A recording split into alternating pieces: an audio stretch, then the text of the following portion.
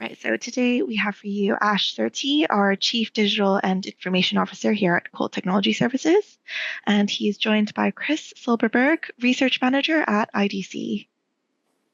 And with that, I will hand over to Chris to kick us off. Thank you very much, Rita. Thank you, Ash, and thank you all of the Colt team today for having me here. Very exciting topic to talk about, looking at digital transformation. What are some of the CIO insights? I come from IDC and our middle name is data. So let's start with just a few data points to start us off.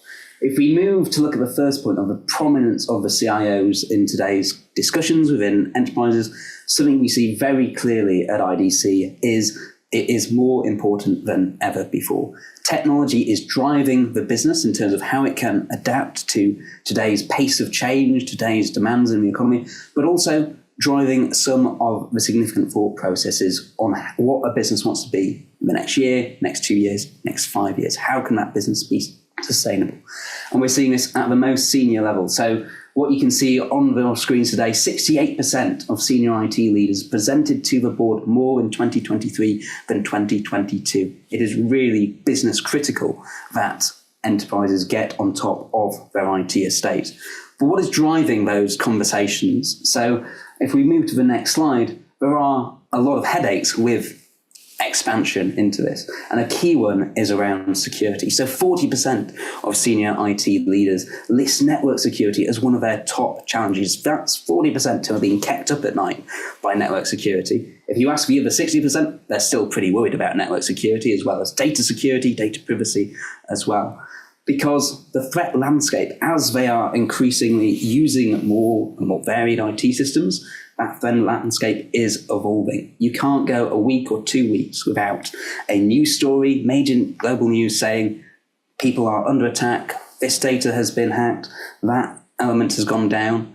And that is really evolving because as we're bringing more technology into the core business processes, that proliferation element, also it's not just your business, what you do internally that is setting the trend that you have to be aware of. It's also your supplier base. So network security, trust in your suppliers is a key element of those discussions. Just one thing I'd probably add, Chris, on the data piece is that you're absolutely right. You know, if you think about centralization of data and the vast amounts of data that organizations are pulling together about their customers, about their partner ecosystem, I think the real crux of the issue here is the value of data to organized criminals and other such like actors is only increasing as that data set's becoming enriched with very personal information, financial related information as well. So I think the reason why we're seeing an ever increasing threat attack, particularly looking at data, is because of the value that data set has to certain individuals outside of the organization itself. And I think that's never going to change, right? That's only growing in popularity, but also in what we see day on day in news articles and threat landscapes. And actually, to put that point, if the data is getting better, also the tools which people can use are getting better, which takes us on to our next point in terms of what is being demanded of senior IT leaders. Well, we've actually seen a significant shift over the last, particularly 2 years, but a longer term trend of them being significantly being impacted by demands for new technologies. If you think, obviously, the real crux and hype of the last couple of years has all been around AI, generative AI. But this is part of a longer term process of thinking, well, maybe I'm doing robotic process automation. Maybe it's machine learning and AI. Maybe it's now generative AI. Maybe it's also IoT. Maybe it's blockchain. All of these different proliferations of technologies being driven at to really enhance the capabilities of the organization and mean that it can sustainably compete in whatever market it is. If we're talking retail, well, what about my supply chain and my food delivery? How can I make sure that I've got the food in my stores right at the time that I need it to be there? If I'm talking about airports, well, we all know what hassle can go on if there's a problem with air traffic control. But it's meaning, how can I reduce the turnaround time for planes? How can I make sure that passengers, even though they've got to turn up 2 hours before, have got the smoothest journey through that airport? I mean, surely that's something you're seeing. Yeah, well. I mean, the airport analogy is quite an interesting one. I mean, if you think about, the fact that, you were wholly relying on the aircraft and the terminus to tell you whether your bag's going to turn up on time. but actually the consumer knows before even the aircraft people know whether that bag's actually landed on that plane because of these electronic tags. So I think technology in the way in which it's being used from a commercial and a mainstream perspective is fundamentally changing, and it's driving at a pace that I don't think anyone really appreciates and understands. And therefore your customer knows more than you do sometimes about the services you're delivering, and it's trying to manage those two things in harmony in some cases. So my fundamental view on going back to why boards are so much more interested in technology, in organisations' perspective, why data is becoming important, why security is, all of this I think it revolves around one key thing. I think is the pace at which things are changing. Evolution, humans have gone through various different cycles, industrial revolution, technology revolution, but I think this revolution that we're seeing at the moment in the last 12 months is far faster than we've probably seen before. And I think people need to upskill themselves. They need to understand how these technologies are being used, but also guess what, your customers are pushing you in a direction that you probably weren't expecting. Because of some of these advances that are going on. Absolutely, but on that pace of change, it also means we're kind of building up technical debt at a rate we haven't seen before. So one of the key insights on the next data point is looking at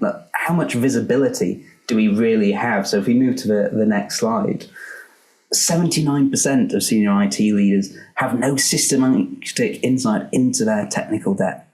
And if you don't have insight, so if you don't know what's there in full, you can't see it. If you can't see it, you can't measure it. If you can't measure it, you can't act in a way to plan, decommission, get it out of the way. And that is costing people in this pace of change time, energy, resources.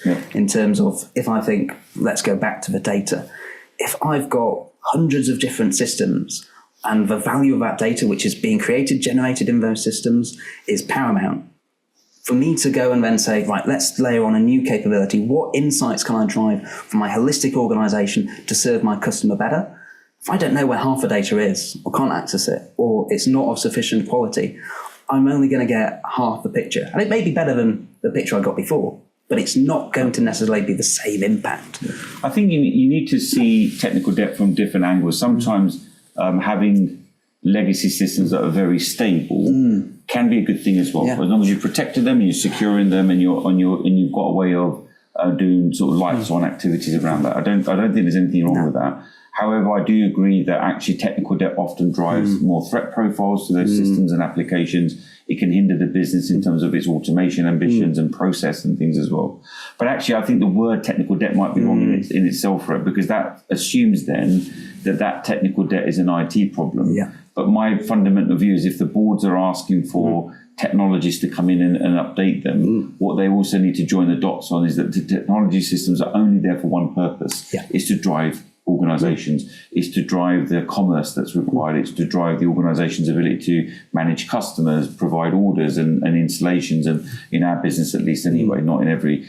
But then that means it's not a technical debt per se, it's a business debt that you're riding. And if you can get to that point and you can find ownership within the business and says, actually, because we've got quite legacy systems, which means now that you can't really transform your processes and automation, then that means it's a joint responsibility in the organization that the technical teams can provide capabilities and foresight about what new systems need to be done. But the business also sees a value chain in terms of what they could achieve if they were to have more modernized systems, more integrated platforms, better data quality, actually less cyber risk as well as we go through.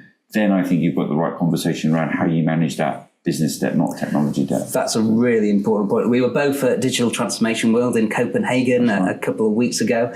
And look, again and again, it's reframing this conversation of technical debt and legacy. It's always going to be there. We're all going to have these conversations. But it's changing it from a cost mentality to an investment mentality, which again, thinking of that presentation to a board, right, this is where we need to invest in our systems to really make progress. And another important point there on stability, which, look, there's so much change going on. We can't do it all at once. But let's just move on to our final point here, which is thinking about sustainability. If you're thinking about all these massive systems, but also where do we need to go as companies on the long round? We need to be more sustainable from a perspective of, well, maybe reduce the resources which we use or manage them in a more efficient manner, which, okay, removing some cycles there. but also being smarter about how we act, going back to the data. And what we see is telecoms providers, likes of Colt and your peers, being actually a significant enabling layer for that. Because how am I going back to the point of know, see, measure, act? If I can get the right data from the right instruments, if I've got, let's say, very distributed operations, or even very close, just an office block, the more data and criticality of that data which I can get and feed in, the better equipped I am to act and move forward on that. Yeah, so I mean, go back to your sustainability piece. I mean, it's at the heart of everything that we do at Colt. I mean, we've been on a mission to retire many of our legacy networks that we know drive a higher carbon footprint because of the electronics that are being used. And we've done a huge amount of work on decommissioning things where necessarily not always the business case has made sense. But it's the right thing to do for today's generation, but also future generations as well. It's something that we're extremely passionate about. And you'll see that on our sustainability reports that we publish as well openly.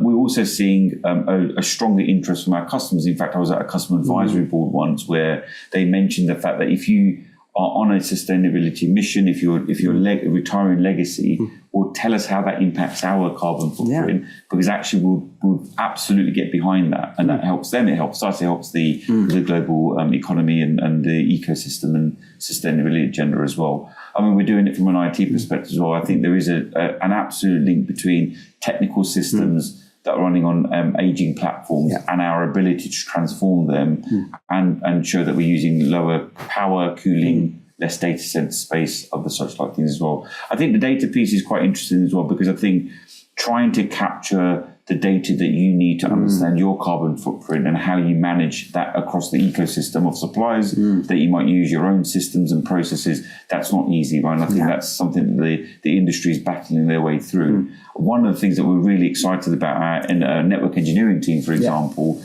where customers are now coming to us and actually asking us that if we were to route our traffic in a slightly different way, could we have a lower impact of the carbon footprint? And could we even calculate that or make choices around that? And it's really interesting. Our COO buddy, Bayer, is actually developing a proof of concept right now what we call green pathing.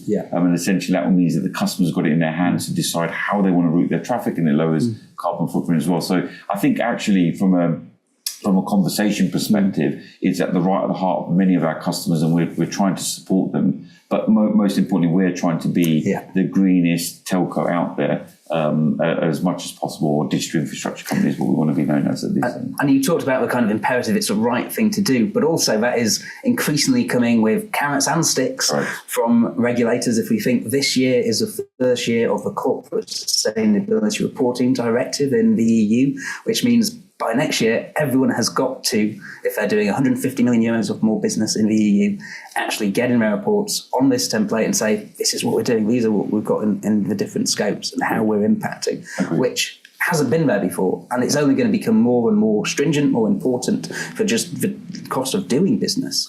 I think it's a good thing. I think these regulations are needed sometimes to make sure that everyone's moving at the pace that's needed. Are we going fast enough? I mean, that's always going to be a question. But I do think that sometimes some healthy regulation like that also allows everyone to kind of move. And we're seeing that not only on sustainability, but we see it on financial reporting, which we've seen for many years now. We're seeing in cyberspace, particularly in the UK, you've got the Telecom Security Act that's coming in, talking about how we can secure our networks and make them more secure for the digital ecosystem that we've created as well. So I think regulation is good as long as there's good dialogue between businesses and the regulator, and then making sure that we're all moving in the same pace that we need to. I think that's a positive piece. Fantastic. So I'm conscious we've shown you 5 data points. If you'd like to see all 5 together, I think we can go one more slide. But let's take this discussion into a slightly different direction, because we've talked a lot about technology, we've talked a lot about technical debt, and we've talked a lot about the CIO and the board. But underlying all of this is a people aspect. I mentioned DTW again and again. We're hearing impactful stories of change being made by Colt, by your peers in the industry, but so frequently in that story, it's a people. What are you doing on the people side to manage that change, to bring people along and actually get to where you want at the pace you need to go? Yeah, it's a really interesting question, Chris, and we're battled with this one as well, because I think, again, the pace at which things are happening in terms of people having to learn new skills and capabilities, and also for them to visualize what does the future really look like for them in terms of their career paths. And one of the analogies I always use, and it's quite interesting, my father, at the age of 9, was moved from a small village in India to another one where he was becoming a machinist, basically, and a tailor. But the thing is, when he started his career to him finishing it 50 years later, nothing fundamentally changed. The art was very similar, cutting material to stitching those things together. The only transformation that happened was that the machine was manually run by his feet, to then he ended up with a motor towards the end of it where he was basically pressing a button for the pedals to run. That's a transformation, but it's probably sped up the process, but it hasn't really fundamentally changed the art from his perspective. My view is, the career that I started off 20 years ago is fundamentally different to what I'm doing today. I think even the new generation, whatever they think they're starting on day one, 100% in 40 years' time, it could have transformed multiple times, if not hundreds of times across that. So I think this is the conundrum that we're in, is how do we keep people with a growth mindset in mind? They are change resilient as well as they work through, but they also can visualize what a possible career could look like, not only in the next decade, but you talk about career development paths, we're talking about in weeks and months now, not months and years out. So what we're doing at Colt, we've done quite a lot around skills analysis. We also find that people learn when they're exposed to new tools and capabilities. And that's why we've been so focused, and I've been so focused on modernizing our technology capabilities, whether it's in the cloud, software as a service, large language models, AI. Actually, the quicker we expose not only the technical teams, but the business to those things, they'll naturally start to learn about some of these capabilities, but actually they'll start to imagine what a future role might look like as well, and how they might be doing things differently in the future as well. So we're also just working on, in my own function right now, is to take a cohort of people on various different AI training courses, right from very much business focused courses to those technical ones, and then start to build a program around that. And I think we do need to, all organizations need to have a good structured training program to engage with people as well. But I do think that we're going to have to manage the growth mindset, the resilience to change, and we need to teach people that the pace of what you're doing is going to fundamentally continue to change. It's never going to stop. In fact, it's changing faster now than it has before. I think that's something we're going to have to take people on a journey on. It's going to be a continuing journey. It's got to be long-term things in place, and just in terms of how it really impacts the pace of change. One example I heard at DTW from one of your peers, they've identified 250 possible AI use cases. 95% AI, ML, 5% Gen AI. So it's burst that little hype bubble a little bit. But they can't do 250 implementations. And what's really a bottleneck is thinking, look at my organization, 10% are AI aware. They have the training or the awareness or some of the skills needed to work with these implementations. And that is my bottleneck of, if I want to go faster, yes, I can talk to the AI and to the board about AI, and they'll probably give me some more money at this particular point. But if I actually want to make business impact, I still need more people. And that's not just in terms of technical skills. It's that line of business supporting and saying, this is where we need additional capability. This is where we'll sponsor you to invest. Yeah, I think it's a really interesting point, Chris. And one of the conversations I had at a recent roundtable with other CIOs, I think what you're seeing is that the AI revolution is being seen on two different angles for most organizations. And I think there's some expectations from execs as well as to how much it can drive business performance to business revenue. I think what you're finding is that a lot of the use cases for AI right now is driving efficiency in the organization. And then how does that manifest itself in the bottom line?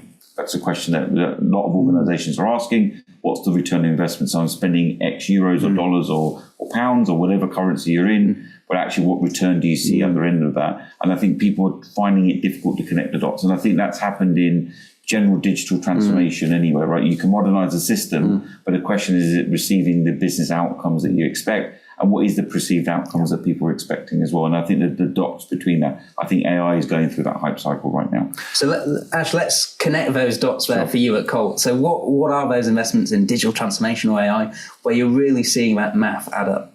So we're doing two kind of things at the moment. We recognize AI is here to stay. We recognize the value and the benefit that it brings. Comes back to our point, is it driving efficiencies in the organization or is it driving revenue, or is it doing a bit of combination of both?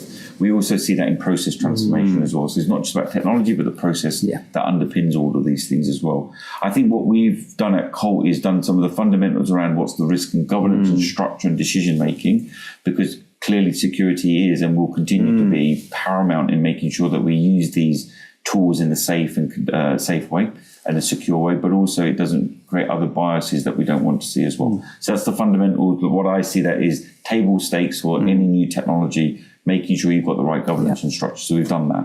What we've then done is we've gone out to our businesses and encouraged them to join a AI steerco. And what we've tried to do is upskill them to understand what AI is and what it isn't, where we can drive benefit, where we can't, what's required in terms of that underlying technology fabric to be able to support some of these capabilities.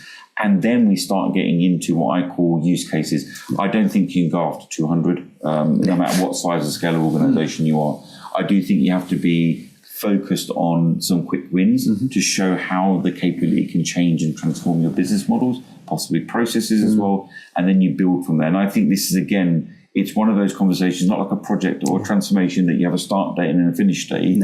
This is a continual evolution. So we are starting to see things in our legal space, for example, where we can mine for contracts. We can help with the RFP, RFI process in the sales side. We have been using AI already. We actually have some tooling and capability for our sales teams where they can see some what I would call earlier versions of co-piloting, where they get nudged for next best action based on what we see. We see things in HR, for example, and how does it help with onboarding and finding new talent? I think the use cases are endless. I think it's finding the right ones for the right functions, and we have to work with the functions to find where the benefits are on some of these things. I also think that we have to play a little bit here. There are no single answers. If anyone says they've got a bottomed-out AI strategy that takes them out for the next 3 years, well, my view is you can write that thing down, but it will probably be too old by the time you even get past the first hurdle. So it's an evolutionary thing, and I think that's how you need to think. This is my constant point about pace. The pace at which things are changing. You have to be agile in terms of what your strategy is, because I think something new will come along that you weren't expecting. You have to morph that into your thought process. So lots of use cases in every function that we have. We're trying to be very focused about 2 or 3, drive value, then move on to the next as quick as we can, and keep that agile format to introducing new things as we go forward as well. Because you mentioned there the data governance aspect, and so important, particularly within AI thinking. Well, look, if I want to drive all these different use cases, it needs to be a data underpinning. And if I look at your peers in the industry and yourself, those who have got that governance in place and put the investment in their data architecture, not over the last 1 or 2 years, but over the last 4, 5, 6 years, are the ones who are talking about getting to impact more rapidly and more consistently, I think, at various points. So we had a discussion yesterday as well before this going, but how do you manage, as we're connecting more data sources, we're thinking about how we're bringing more parts of business together and getting that involved. What are you doing on the kind of more data management, data architecture, to which the audience could kind of replicate within their own businesses? So we started our data journey off a couple of years ago now in terms of our strategy. So we have been trying to move what we call the core data sets of our business into a single lake, and normalizing that data in terms of the attributes, driving more business ownership on some of the data points as well. So I think we've done some of the foundations, but what we still see is data inaccuracies, and that comes from systems architecture. What I deem is what is the true source of truth. If we have acronyms around monthly recurring revenue, are we all agreed about what that really is and how we pull that data to come up with a calculation for that? So we're doing quite a lot of work around that. We've also been doing quite a lot of work around retiring legacy reporting that runs across. So often we get requests for reports. They get produced by systems in an automated fashion in some cases, but do they actually get used to drive insights? So we've been cleaning up on that side as well. So going back to data governance structures, where we put data, what the source of truths are, what the attributes should be. We're putting more stricter controls around introducing new attributes into systems as well, unless we understand what the purpose they are driving. However, I do have a more fundamental problem in the data space as well, is that if you look at the workflow of organizations, I still think most organizations are working outside of the systems, generating data in an unstructured format, and then trying to push that data back into either the system or, worst case, into presentations and formats and making decisions outside. So therefore, the systems are actually out of sync, not the data sets themselves, because they're actually living outside. So what my mantra at the moment is, how do we get the organization to work inside the system, not in spreadsheets or not in out-of-bound processing? Because I think that's some of the crunch of the issue. Because ultimately, if AI is going to be used inside the system and that's nudging you for your next best action, it can only do that if the source of data that it's using is of quality and of integrity. But if actually everyone only trusts the data that's sitting in spreadsheets, then you've got a fundamental problem at that point. So it's actually consolidating and using the systems for what they've been designed for, and putting your data in the core system platforms and having a proper data structure around that, I think is absolutely paramount now. That's a fantastic point, because so many, well, pretty much every business will have those Excels, those PowerPoints, which are passing back and forth, which is, say, if it's going back to the point of, if I don't know about it, if it's not in the system, I can't see it, I can't measure it, I can't act. Correct. As well. Excellent. I think we're probably getting close to question time now. So I don't know, Rita, is there any questions you'd like to ask us? Otherwise, happy to carry on. I think we're happy to let you carry on for another 5 minutes, and then we've got a couple questions in the Q&A which we can get to in about 5 minutes' time. Yeah, excellent. So you mentioned, Ash, about what he's doing in terms of driving towards that green pathing, and that's obviously a use case which you're not going to be doing manually for your customers. So there's got to be levels of automation, levels of AI. How do you see the path going from what you need to do on that technology stance to then enable that when we kind of move from POC and beyond? Yeah, I mean, look, from a connectivity perspective, most IT CIOs and directors have infrastructure teams, and those infrastructure teams, have largely built out resilient networks, right? So, we always talk about, is there a single point of failure in a network? Do you have diverse pathing? I think when it's got to places like the subsea, for example, that's not necessarily been the case, right? You normally will lease a cable from one of the major providers out there, but if there's a challenge with that subsea, which we're seeing more and more at the moment, actually then that automatic flip over has been very, very manual. But then coming back to your green pathing piece as well, today, if you've got two paths in the network, once you've set the path up, you don't really have a decision about which way it goes, because the network is routing that, not you as a customer or an individual. And that's some of the automation we're trying to bring into our technology ecosystem, and providing the power of that back into our customers, so they can pick through a portal if at a particular time and date they'd rather pick a particular path because it's lower energy utilization or it's greener, but it might take a bit longer. And maybe in scenarios where it's just traversing backup data, for example, for major systems, you could maybe take a bit more time on that. But clearly, if you're a trading platform where you're talking about milliseconds here rather than minutes and hours, then maybe that's not the right conversation. So a couple of things here. One is, how do we balance the network for all the risks and issues that we're seeing on a global basis at the moment, whether it's fiber cuts or failures in the network?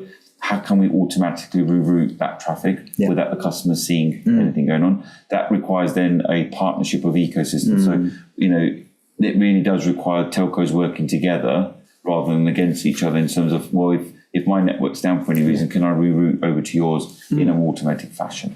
And then the next piece is all about that green pathing. And I think that does require a few data points in that space.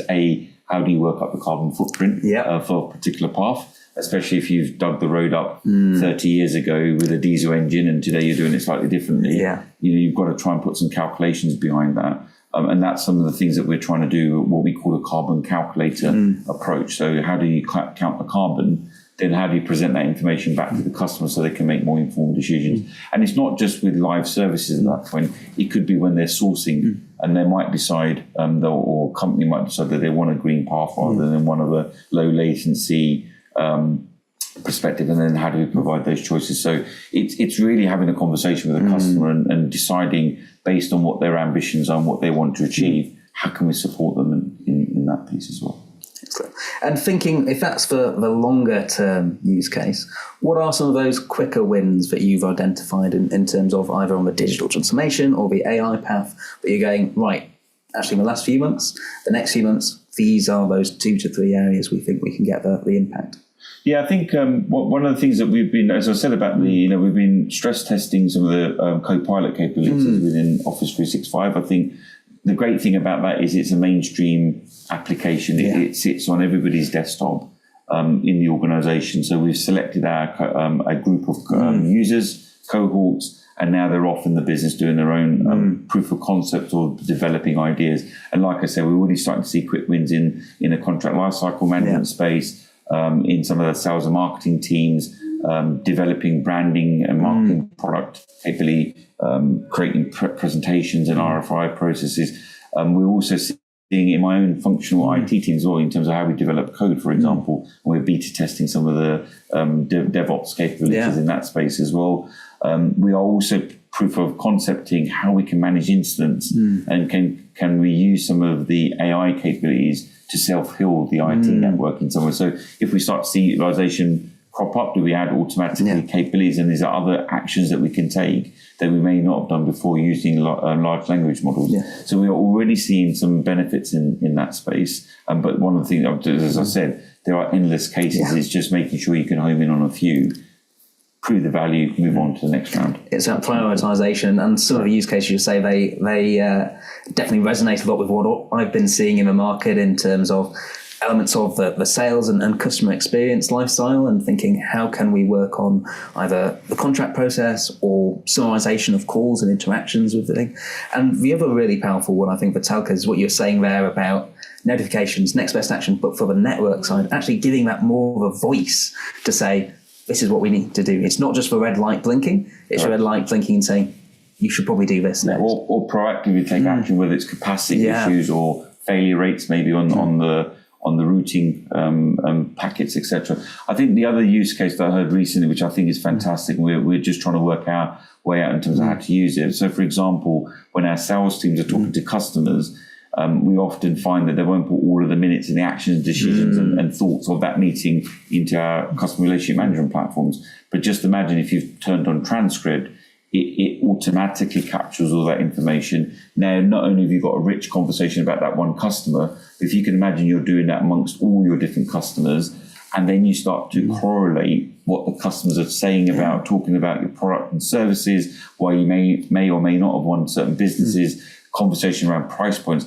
Actually, as a business insight perspective, that's really powerful. And I think that's where some of the AI engines could really start to nudge you in a direction to drive bookings and drive revenue for your organizations also. I think that's a really interesting use case that we're trying to work our way through right now. Fantastic. So I think we do now. Being nudged. We need to make sure we do answer some questions. So. Yeah, absolutely. Thanks very much, both. So we do have a couple of questions here from our audience. So let's go to the first one, which is, in terms of pace of change, how can CIOs manage this phenomenal pace of change without creating future problems for themselves?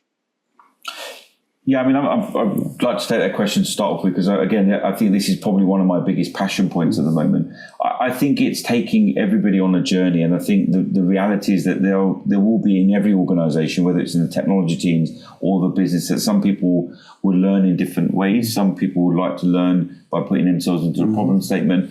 Other people would like to learn by going on structured training courses. Others will learn from others, right, in terms of shadowing and things. I think the only way to really deal with this, you have to have a comprehensive training program that's continuous as well. So it's not one and done, but it's actually, especially and particularly with AI, because it's moving so fast, you need to have a continuous training program that just continues on.